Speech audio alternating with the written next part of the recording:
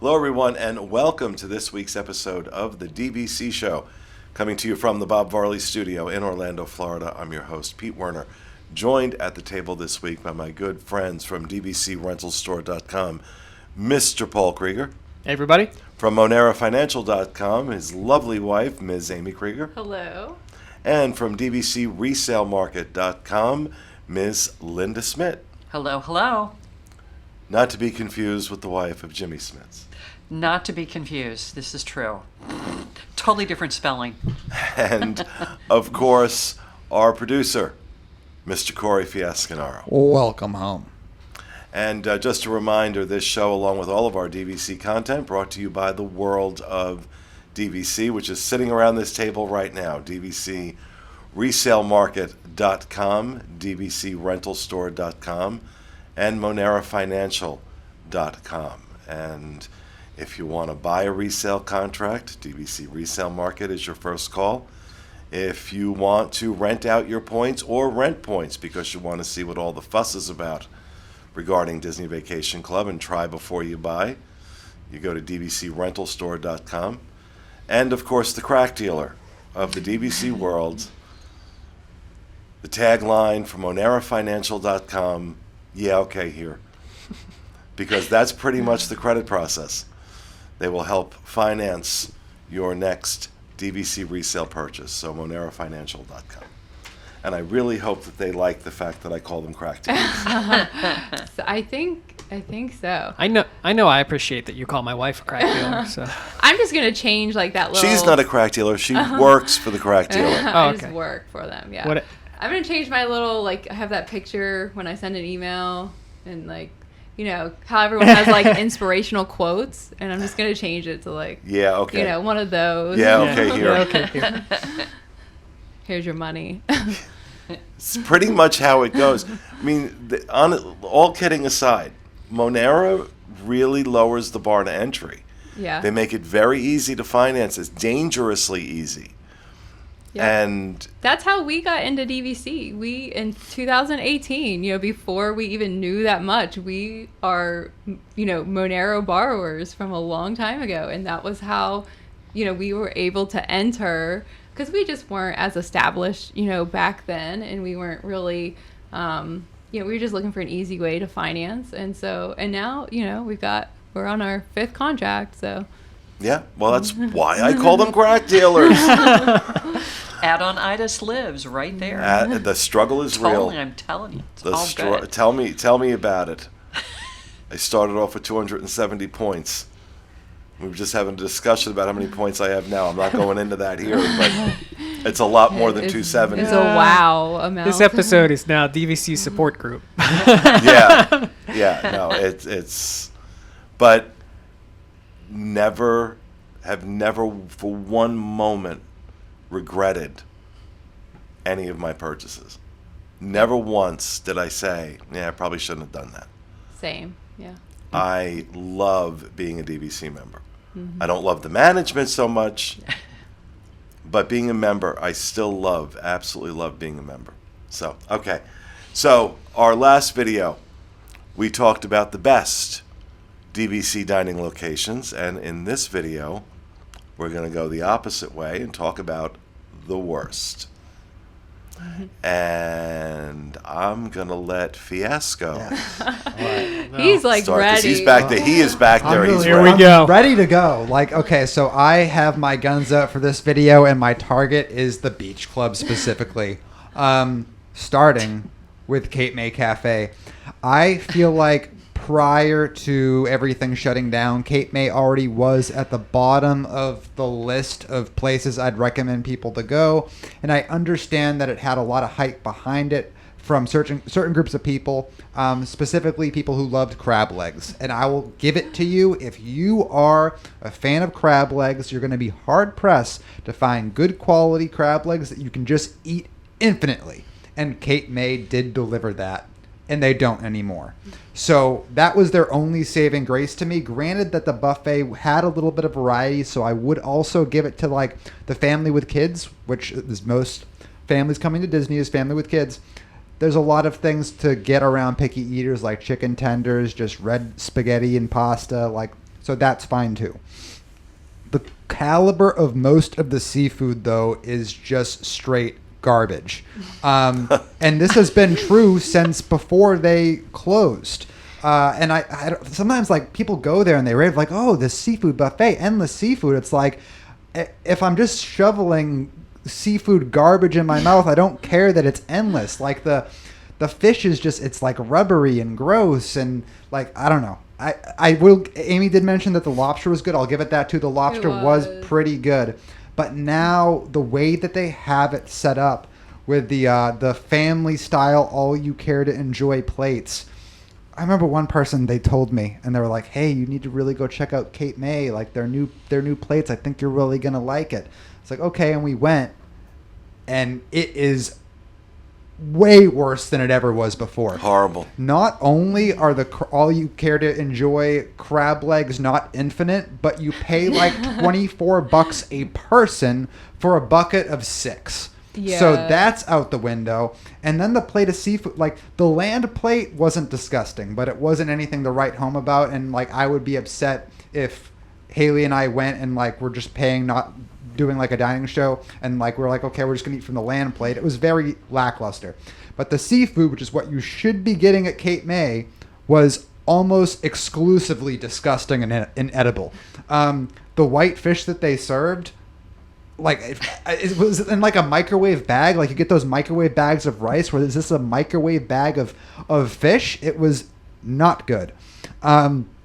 So Cape May, as you can tell, I hate that restaurant, and it gets a lot of hype.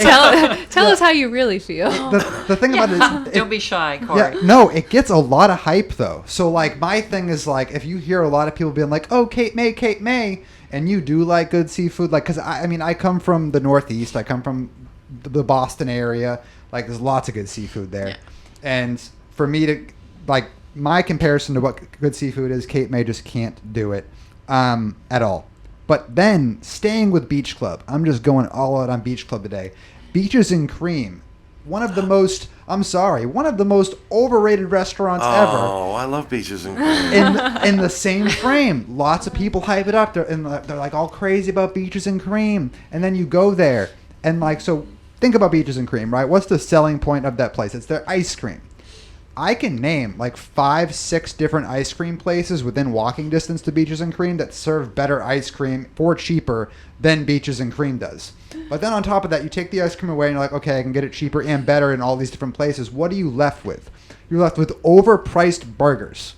Diner food. And then what Amy was saying... I love diner food. But then what Amy was also saying, the atmosphere. It feels like it's just so sticky. That's the best way to describe it. It's sticky. It's like the equivalent of riding the Buzz Lightyear ride. Like, I feel like every time I go on that ride, it's like little kids have just been touching it with, and I think that's the product of having like a lot of ice cream and sweets. Yep. But I feel like when we walked into Beaches and Cream, like you stick to the floor. You know what I mean? Ew. Maybe it's just me. No, it isn't. Why were you on the floor? Yeah, really. No, when you walk and you're just like, your shoes are like... It makes a That's sound. it. Yeah. Oh my gosh. It makes a sound Wow. when you Well, walk. Okay. That's our show. So there you go. Just two. Well, look, and I agree with you wholeheartedly on Cape May Cafe. As a non-seafood eater, probably the worst place to go if you don't eat seafood, because the non-seafood options aren't plentiful and they're terrible. The food is just terrible. Now, that wasn't always the case. And now that buffets are starting to come back, we will re-review Cape May Cafe when they have gone away from, if they go away from the family style service. I think they are, right? I'm pretty sure that either has happened or is very soon. Yeah, I want to say so that we're going to make Fiasco. No crab legs, no all you can eat Fiasco, crab legs. you want to go to Cape May tonight? I'm going to have to hold my nose. And that's another thing, too. Like, we got to get Magic Candle to create the actual Beach Club scent, because they have the scent they're going for, but it's overpowered by contemporary with fish. Yeah. It's the contemporary signature fragrance with fish. Yep. For those of you that didn't watch the last episode about our favorite places, and we were all extremely hungry after that. That feeling has subsided now. Yeah, really. Between sticky and fish, I think it's off the I think we table. lost the appetite now. I will. Okay. I'll go back though, just to this whole idea of buffet versus all you care to eat, family style.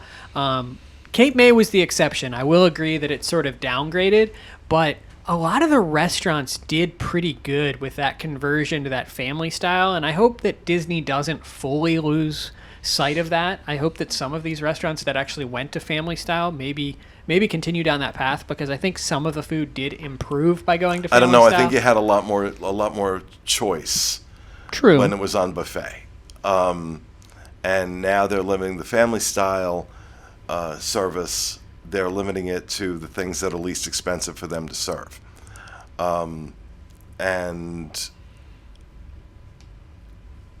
I like having the choices. So I disagree with you there. I hope they don't stay with this, but I'm almost certain that a lot of them will. I think so. I don't know. Boma is, it never went family style, No, right? no. Cape May's going back, and then when Most- does that leave? I think Chef Mickey's is going Chef back Mickey's to is going buffet. back soon. So I think they pretty much are all going back to buffet. So yeah, speaking of Chef Mickey's, that would be my choice for the most. What are we calling this? Most overrated or Worst. Worst. The Yeah. worst Horrible. DVC dining. Chef Mickey's just falls again into that overrated category where I understand from a family perspective that you're going to get to see characters and wave your napkin with Mickey, and that's a huge, amazing time. And for kids that don't have taste buds that are developed yet, that's wonderful. That's all you need. But, parents, families, everyone else is going to suffer through that meal because, most of the food that they serve there is I don't know, hot garbage. I mean, it just I've not had a necessarily great meal there. It's also a little bit sticky. It is. The tables are. It's just like those kid zone restaurants, like that feel.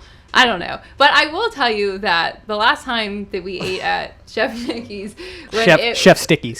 Chef Stickies, Stickies. when it was a buffet. No pun intended. That's gonna stick. The last time we ate there when it was a buffet, the food was just like you said, it was mediocre, but the entertainment was top notch. Like Oh, yeah. those characters They're were getting just it. off the rails. They are Funny. goofy. Yeah. Goofy. Amy has a video of Goofy getting it there. Yeah, he was And, busting out moves that I We'll didn't try know to people we'll could try to make. send that to you, Cool. Fiasco, so Please. that you can throw that in because he earned his food that night. Goofy got it. So Change the title of this video: Top 5 Stickiest Restaurants at Walt Disney World. Yeah, really. Very appropriate. for Linda, that, what about yeah. you? Well, I think it's because I ate there so much because I had an office at Saratoga Springs. And, so we'd go over to Artist Palette and we'd pick up a flatbread, or we'd go get something very simple like a grilled chicken salad, which I don't know how you screw that up. But boy, if you didn't look in your box on the way back to the office, if you ordered grilled chicken, you better look in the box because half the time the chicken's not in there. You just got the salad, and the salad was just okay, or the flatbreads were burned, and they were a little sloppy in the kitchen back there as well, too. I did eat at the Turf Club, however, and that's supposed to be the elegant, higher end. And I don't think I can use those words with the Turf Club. No I one feel can. bad.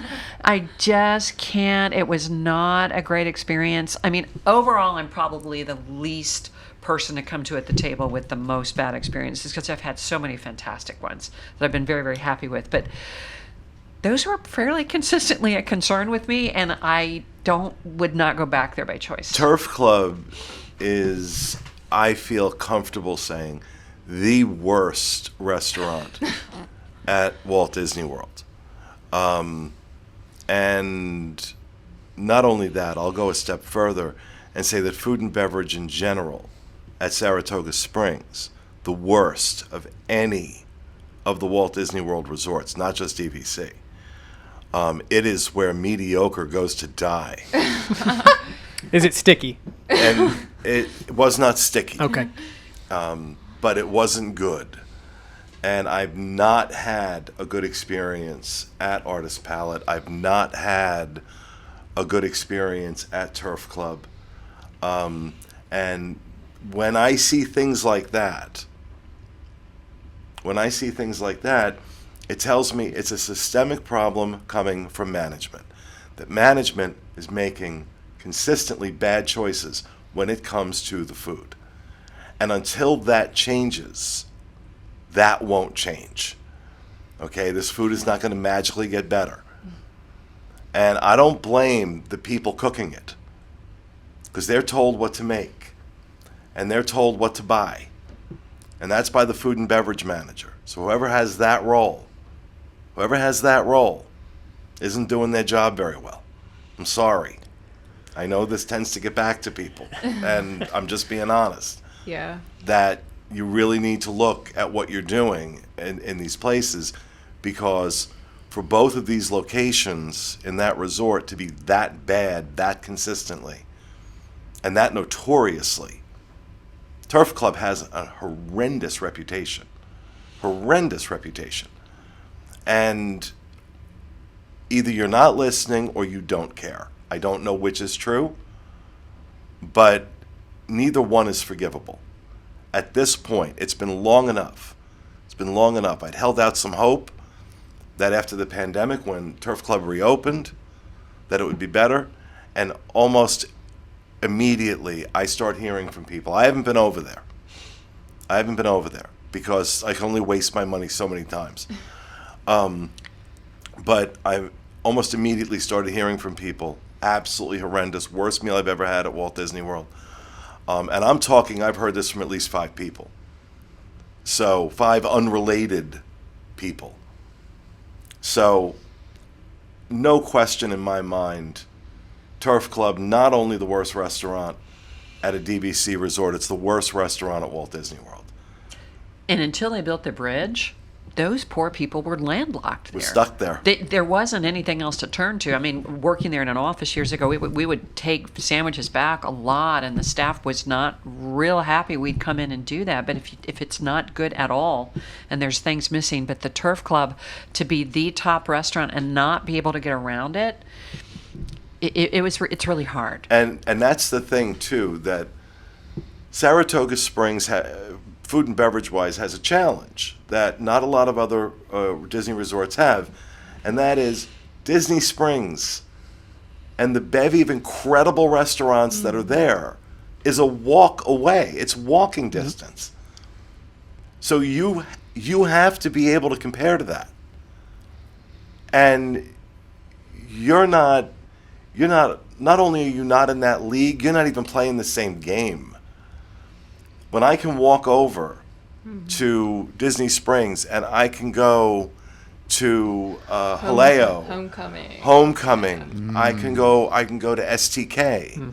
Wine Bar George. Now, Wine Bar George. I'm getting hungry again. Boathouse. Oh, Well, see, Boathouse for a non-seafood eater. That's my For a jam. non-seafood eater, Boathouse I love the Boathouse. not a good pick. Same thing with paddlefish. If you're not a seafood eater, these are not good picks. But you have so many, Morimoto Asia, you have so many phenomenal, world-class restaurants. Now, maybe they're competing with Maria and Enzo's. Maybe that's what they aspire to. I don't know. Neon orange pasta. That's Just what we bad had food. there. Yeah, we went there. It was bad. It's bad food. To your point, though, I mean, Amy and I have stayed at Saratoga multiple times. I don't think we've ever had a bite of food from that establishment because our head just goes to, I'm walking to Disney Springs because that's where the good food is at. Yeah, we've never eaten at We've Saratoga. never actually eaten at Saratoga. And you probably won't now. No. Well, if you ever probably feel never like gonna punishing happen. yourself, have dinner at the Turf Club. You did want to try it, remember? I still want We to never try got it. around to it. I'll try anything once. No matter how much we So bash it. what's So. on your list? Cape May was definitely one that I agree with in terms of Fiasco's assessment. I am a seafood fan, but I don't think that to your point, if you've had like local seafood from the shore that came off the boat 24 48 hours ago. You're not going to get anything like that at Cape May. Chef Mickey's for sure. This one's controversial, and I've brought it up before, and I think it goes into the category that you mentioned where I ordered the wrong thing, but Primo Piatto, I still have a sour spot for because I ordered a yogurt parfait there one time, and if you're mobile ordering, never go off of the pictures that you see on the mobile ordering menu. We've even shown these before. I thought I was going to get this great parfait with granola and stuff like that, and it was kind of this watery yogurt with strawberry. It looked like a McDonald's parfait. It did. Where they lost half the fruit and all the granola. Yeah, and the strawberries were somewhat gelatinous at this point. So I will acknowledge we've been back there since, and it was a little bit better. And maybe it was an ordering problem, like Fiasco said. That definitely is an influential factor when you're rating these. But that's definitely the other one that comes to mind. So. Ohana is yours?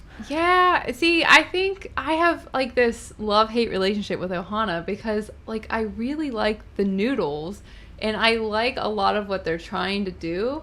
But I think all the times that we've been there, besides the fact that the service is always rushed, is that just like the meat is always either burnt or rubbery and that's kind of like the showcase. Mm-hmm. But with the last time we were there was when they had just came back from the pandemic and they were serving that shrimp casserole, which I'm a big casserole person and I love like seafood au gratins and stuff like that. So I was really excited for this shrimp casserole, and when we got it was just like these really pathetic looking shrimp just like swimming in watery sauce.